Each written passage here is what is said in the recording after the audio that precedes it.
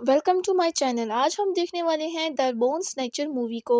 Movie के start में हम अफ्रीका के नावी डेजर्ट में एक आदमी को ज़मीन से निकलती हुई तरंगों में रिकॉर्ड करते हुए देखते हैं, जिसके बारे में वो अपने साथियों को भी बताता है। उसके साथी बताते हैं ये वही वैल्केनिक पाइप नहीं है, यहाँ कोई डायमंड भी नहीं होगा, ये वैल्केनिक पाइप की तरह नहीं है, हमें इसकी जांच करनी चाहिए। असल में ये तीनों वैज्ञानिक हैं जो माइनिंग इंटरप्राइजेस के अंडर काम करते हैं। इनका मेन काम हीरो की तलाश करना है और ये इसी डेजर्ट में हीरो की तलाश में निकले थे और आज भी ये इसी डेजर्ट की मुख्तलिफ जगहों पर जाकर खोज कर रहे थे कि अचानक इनकी नज़र एक अजीब सुरंग पर पड़ती है। तरंगों से गुजरते हुए इन्हें कुछ अजीब मामला नजर आता है। वहां पर मौजूद डंडों पर कुछ अजीब मास्क लटके होते हैं। अब ये अपनी डेस्टिनेशन पर पहुंचते हैं और ये एक बहुत बड़े सैंडस्टोन को देखते हैं। उनमें से एक आदमी इसकी खुदाई करता है और उसे मालूम होता है कि ये तो बहुत खोखला है। जब वो होल करता है तो अंदर से एक अजीब सी क्रिएचर उसे खींच लेती है और उसके साथी भी उसे बचाते हुए वहां पहुंच जाते हैं। अब सीन शिफ्ट होता है जहां एक लैब प्रॉब्लम में जैक और मेल होते हैं। असल में ये एक रिसर्च सिस्टम के हेडक्वार्टर में काम कर रही हैं, जहां उसका रिसर्च सेंटर अंटार्कटिका में है मगर उसका हेडक्वार्टर कोलंबिया में है। किसी गिल्ड की वजह से रिसर्च लैब का टेम्परेचर मुसलसल गिर रहा था। इस मसले को जैक अपनी समझदारी से किसी तरीके से हल कर लेता है, जिसके पीछे जैक का बॉस आकर उसे शाबाशी देता है और साथ में उसे एक लेटर देता है जहां उसकी पोस्ट दूसरी जगह कर दी जाती है क्योंकि वहां पर सिस्टम एनालिस्ट की ज़रूरत होती है। जैक भी अपना सामान बांधकर वहां पहुंच जाता है, लेकिन वहां रेगिस्तान देखकर उसके तो होश उड़ जाते हैं। उसे वहां सिर्फ एक आदमी जो कुछ बेच रहा होता है वो ही दिखाई देता है। तभी कार्ल नाम का आदमी उसे वहां लेने के लिए आता है और उसे कहता है वेलकम टू वहाल। जिसके बाद माइनिंग इंटरप्राइजेस रिसर्च सिस्टम में पहुंचता है। जैक अपनी सिक्योरिटी चेक करवाने के लिए एक मिकी नाम की और लड़की से मिलता है जो इसी रिसर्च सिस्टम में काम करती थी। जैक के बैग चेक करने पर उसे कुछ डिवाइसेस मिलती हैं जिस पर जैक बताता है कि ये किसी भी डायमंड को 100 फीट पर ढूंढ सकता है। वहीं पर मौजूद एक जॉन नामी आदमी मिकी को बुरी नज़रों से देख रहा होता है और उससे साथ बदतमीजी भी करता है, जिस पर कार्ल उसे मारता भी है और ज़मीन पर पटक देता है। शुक्रिया अदा करने के बजाय मिक्की उसे कहती है कि ये तो मैं खुद भी हैंडल कर सकती थी। इसके बाद हम अगले सीन में देखते हैं कि ये सब उन तीन वैज्ञानिक्स को ढूंढने के लिए चल पड़ते हैं। अब मिक्की जैक को बताती है कि उनका रिफ्यूल ख़त्म होने वाला है, इसी वजह से वो साथ पेट्रोल रखेंगे। दूसरी तरफ हम देखते हैं कि कर्ट नाम का आदमी मैगडा की नज़र में ट्रक ठीक कर रहा होता है। मैगडा को अपना ट्रक बहुत पसंद था, वो किसी किस्म की छेड़छाड़ी पसंद नहीं करती थी मगर सफ़र पे जाने से पहले इसको देखना बहुत ज़रूरी था। वहीं जब टाइटस ट्रक पर चढ़ता है तो उसके पास एक आदमी आकर उसे कुछ अजीब किस्म का लॉकेट देता है जो दिखने में तो बहुत अजीब था। खैर अब वो उन तीनों को ढूंढने के लिए निकलते हैं। अब काफ़ी लंबा सफ़र करने के बाद वो एक ट्रक के पास पहुंचते हैं। ये वही ट्रक था जो उन तीन वैज्ञानिक्स का हम स्टार्ट में देखते हैं। वहाँ पर ये दो बड़ी ही अजीब किस्म की डेड बॉडीज देखते हैं और उन्हें बिल्कुल बिल्कुल भी समझ नहीं आती और उन्हें तीसरे वैज्ञानिक की तो डेड बॉडी मिलती ही नहीं है, जिससे वो समझते हैं कि ये हार्वे ने ही ज़रूर किया होगा। इसके बाद पीछे से टाइटस बुलाता है और वो पैरों के निशान देखते हैं, जिस पर वो कहते हैं कि ये ज़रूर हार्वे के ही होंगे। अब ये इन पैरों के निशानों की डायरेक्शन को फॉलो करते हुए चलते हैं। देखते हैं कि अब ये दो पैरों के निशान चार पैरों के निशानों में बदल गए हैं। अब वो मजीद आगे बढ़ते हैं तो वहीं अजीब जगह पे पहुंचते हैं जहाँ पहले वो तीन लोग पहुंचे थे। अब कार्ल कर्ट को वापस मैगडा के पास भेजता है ताकि वो हार्वे का पीछा करने के लिए चले। टाइटस के पास बिल्कुल वैसा ही लॉकेट होता है जो उसको स्टार्ट में किसी गांव के आदमी ने दिया था और वो जैक को मना करता है कि यहाँ पर किसी चीज़ को छूना नहीं चाहिए, ये सब हमारे लिए वार्निंग है और यहाँ से जल्द अज जल्द चला जाना चाहिए। फिर मैगडा भी हार्वे का पीछा करने के लिए निकलती है और कार्ल अपनी तमाम जानकारी रेडियो के थ्रू पीछे रिसर्च सिस्टम में भेज देता है। अब वो फिर एक अजीब डेड बॉडी देखते हैं। कार्ल तो बिल्कुल विश्वास नहीं करता कि यह हार्वे की है मगर मिकी और कार्ट बताते हैं कि कुछ सालों पहले उसका एक्सीडेंट हुआ था तो उसके पैरों में प्लेट लगी थी, तो ये उसी की ही डेड बॉडी है। मगर कार्ल इसको यकीन नहीं करता और वो मजीद आगे हार्वे को ढूंढने के लिए निकलता है। मैगडा उसे मना कर देती है और कहती है कि पीछे रिसर्च सिस्टम में आगे भी जाने को मना किया था मगर फिर भी तुम गए, अब वापस चलो क्योंकि तुम तो कोई डिटेक्टर हो नहीं। मगर वो कहता है कि यहाँ पर किलर घूम रहा है और मैं उसे ढूंढ कर ही जाऊंगा। वो कहता है कि ये काम मैं अकेले भी कर सकता हूँ, तुमने जाना है तो जाओ। जिस मैगडा उसे समझाती है कि अब तो रात होने वाली है और तुम किलर को कहाँ ढूंढोगे। इस पर वो भी मान जाता है। मगर दोस्तों, एक सोचने की बात है कि जब वो तीन विज्ञानी ट्रक को रोकते हैं और उस सैंडस्टोन पर जाते हैं जहाँ पर उसके दोस्त भी जाते हैं, मगर बाद में जब उसके दोस्त वापस आते हैं तो ट्रक कहीं और होता है और वो तीन लाशें कहीं और होती हैं। अब आपको इसकी लॉजिक क्या लगती है कमेंट में ज़रूर बताइएगा। इसके बाद हम देखते हैं कि रात को सब सो जाते हैं मगर जैक को नींद नहीं आती है। वो होने वाले तमाम मामलात को सोचता है, जैसे उसका बॉस की प्रमोशन करना, फिर उस आदमी का देखना जो सहरा में बैठा था, फिर मिकी से मिलना और बहुत कुछ। फिर वो एक बोर्ड को देखता है जिसके ऊपर पेशेंट्स को लिटाया जाता है। वो उसी बोर्ड को उठाकर सैंड स्कैटरिंग स्टार्ट कर देता है। जब ये मिकी आती है और जैक डर जाता है। मिकी जैक को बताती है कि तुम्हारे गैजेट्स में से आवाज़ें आ रही हैं।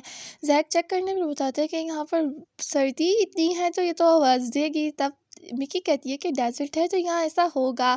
फिर जैक और मिकी आपस में एक दूसरे के लिए बातें करने लग पड़ते हैं मगर उन्हें कॉल मना कर देता है और चुप करा देता है। अभी भी नींद नहीं आ रही होती और उसकी मशीन फिर से पीपिंग साउंड इंक्रीज कर देती है जिससे महसूस होता है कि इसके करीब कुछ है मगर उसे कुछ दिखाई नहीं देता।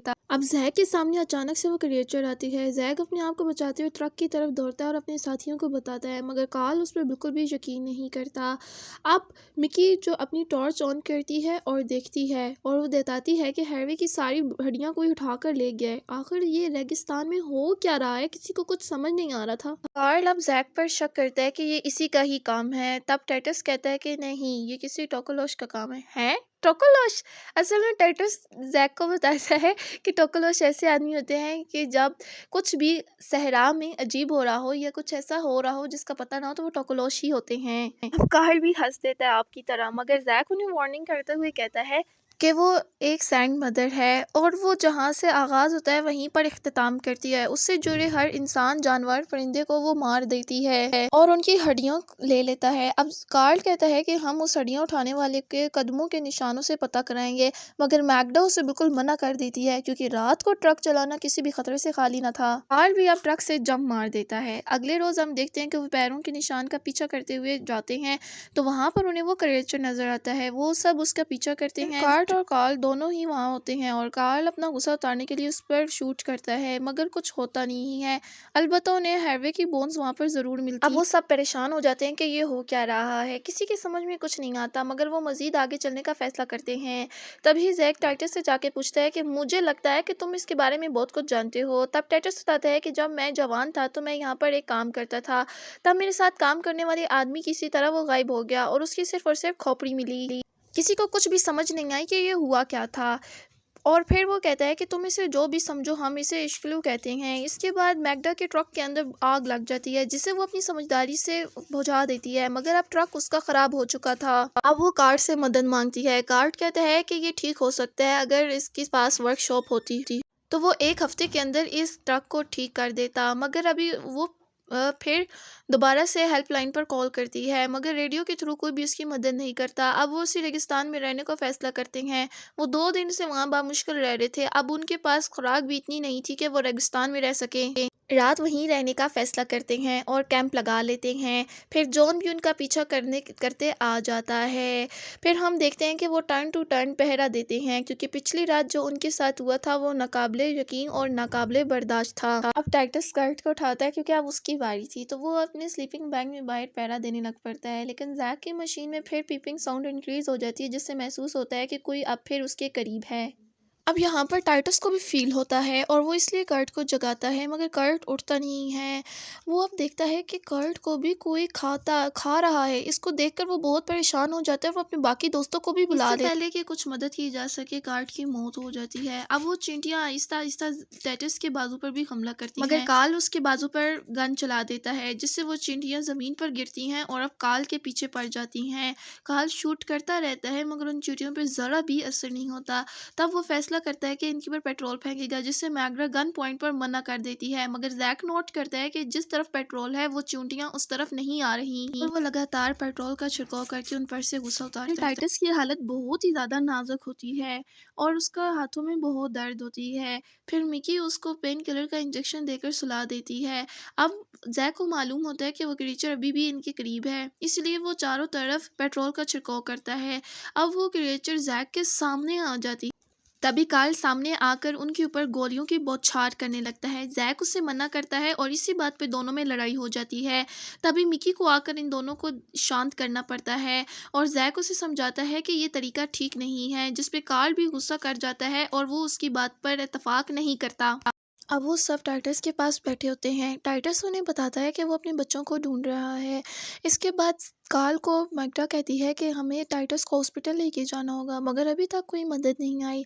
मैग्डा कार्ल को कहती है कि उसे खुद ही मदद ढूंढनी चाहिए जब तक यहाँ पर हमारे पास इनफ फूड है। मैग्डा के बात पर कार्ल मान जाता है और अगले ही रोज़ जैक, मैककार और मिकी तीनों एक फूड कैन लेकर बाहर चले जाते हैं। जैक को फिर से अपनी मशीन में से पीपिंग साउंड बहुत ही तेज़ी से महसूस होती है और जब वो आगे बढ़ता है तो ये चींटियों के पास पहुंच जाता है।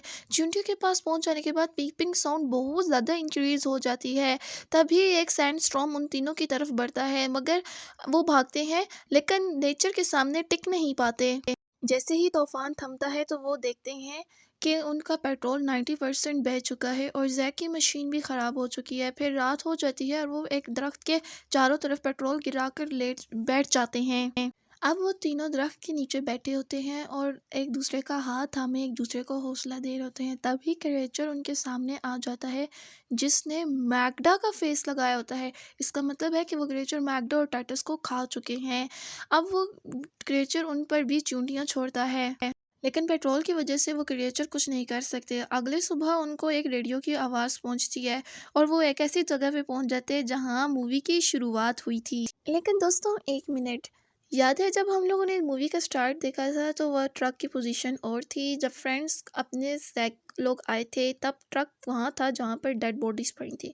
अब सोचने की बात है कि ट्रक को अब यहाँ पर कौन लेकर आया है। आपको इसका लॉजिकल जवाब पता है तो कमेंट्स में बताइएगा। अब वो तीनों अंदर जाते हैं जहाँ बोन्स ही बोन्स होती हैं। जैक को एक बात समझ आ जाती है कि वो क्रिएचर आर्ट की क्वीन है और अपना गुजर बसर बोन्स पर करती है, यानी कि अभी उसे अपने आप को जिंदा रखने के लिए हमारी भी बोन्स की ज़रूरत होगी।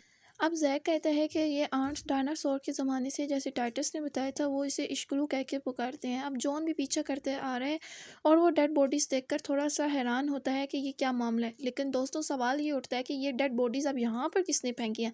अगर किसी के पास लॉजिकल आंसर है तो वो भी कमेंट सेक्शन में बताइएगा। जॉन उन तीनों को गन पॉइंट पर बुला लेता है। वो तीनों जॉन को बहुत समझाते हैं मगर जॉन समझता नहीं है और जॉन उन्हें बांध कर ट्रक पर से ले जाता है। तभी जैक कार्ल अपनी होशियारी से उसको बेहोश कर देता है और वो रात के पहर यही सोचते हैं कि हम उस क्रिएचर को मारे बगैर कहीं नहीं जाएंगे और अब वो इसके मारने का ही सोच रहे होते हैं। लेकिन मिकी नहीं मानती। बहुत इसरार करने बाद वो मिकी को मना लेते हैं। इसके बाद वो कहते हैं कि हो सकता है उस चींटी का ठिकाना ओल्ड माइन हो। फिर जैक अपना एक और डिवाइस निकालता है जिस पर एक किस्म का एक्सप्लोजिव होता है और वो क्रिएचर भी अपनी चाल से उन तीनों को नीचे बुलाती है, जिसे जैक तो समझ जाता है मगर कार्ल किसी किस्म का नहीं समझता और वो मिकी और जैक से अलग होकर ढूंढने लग पड़ता है। जैक कार्ल को आगाह भी करता है। अभी जैक कार्ल को आगाह ही कर रहा था कि वो क्रिएचर हैवी वुड उस पर फेंक देता है और चूंटियाँ फेंकना शुरू करता है, मगर वो दोनों उसे बचा लेते हैं। फिर वो चूंटी जैक के ऊपर हमला करती है मगर जैक अपनी चालाकी से खुद को बचा के बाहर आ जाता है और क्रिएचर को गड्ढे में फेंक देता है। फिर कार्ल और वो लोग क्रिएचर को देखते हैं कि कार्ल को क्रिएचर पकड़ लेती है। अब ये अपना हाथ इनसे छुड़ा लेता है जिसकी वजह से वो गड्ढे में गिर जाता है। दूसरी तरफ ये दोनों क्रिएचर का ब्रेन देखते हैं जिस पर मिकी उसे कहती है कि इसके ब्रेन पर वार कर दो। जैसे ही ब्रेन पर वार करते हैं तो वो क्रिएचर मर जाता है। दूसरी तरफ हम देखते हैं कि जैक का सिर्फ और कार्ल का सिर्फ और सिर्फ हाथ बच जाता है, यानी कि कार्ल भी बुरी तरह से मर जाता है। मिकी और जैक दोबारा रिसाइट सिस्टम पे वापस चले जाते हैं और यहीं पर हमारी मूवी का इख्तिताम होता है।